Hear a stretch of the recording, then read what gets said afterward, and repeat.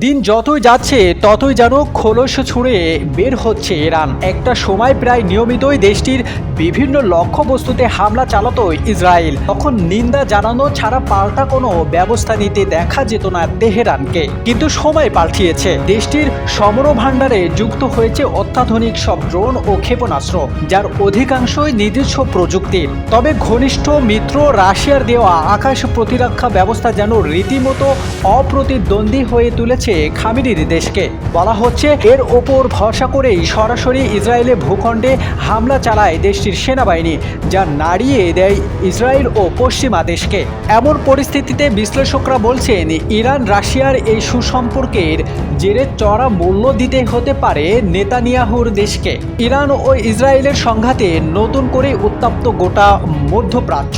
শুরু থেকেই ইসরায়েলের সমর্থন দিচ্ছে আমেরিকা। অন্যদিকে ভয়ঙ্কর সব অস্ত্র দিয়ে ইরানকে শক্তিশালী করে তুলছে বিশ্বের অন্যতম সুপার পাওয়ার রাশিয়া।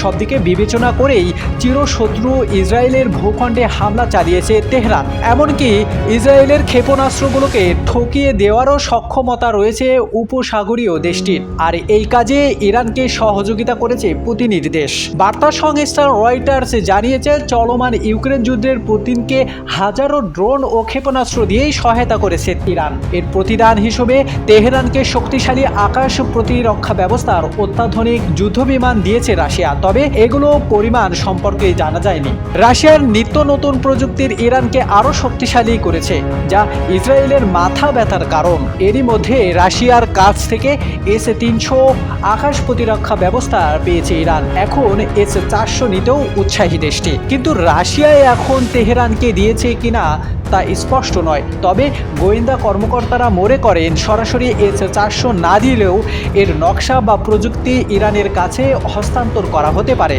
কারণ চলতি মাসের শুরুর দিকেই ইরানের 17 সদস্যের একটি দল রাশিয়ার সমরাস্ত্র ভাণ্ডারে ঘুরে এসেছে। বিশ্লেষকরা বলছেন ইরান যদি এই প্রতিরক্ষা ব্যবস্থা পেয়ে থাকে তবে দেশটির পারমাণবিক ব্যবস্থাগুলোর আরও সুরক্ষিত হবে। ইসরায়েলের জন্য আরও ভীতিকর খবর হলো সম্প্রতি যৌথভাবে নতুন ড্রোন তৈরির শুরু করেছে মস্কো ও তেহরান। ফাঁস হওয়া নথিতে সামনে এসেছে এসব তথ্য। বাইডেন প্রশাসনের কর্মকর্তারা বলছেন তারা এসব নথির যথার্থ যাচাই করেছে। রাশিয়া ও ইরান এসব তথ্য নিয়েই কোনো মন্তব্য করেনি।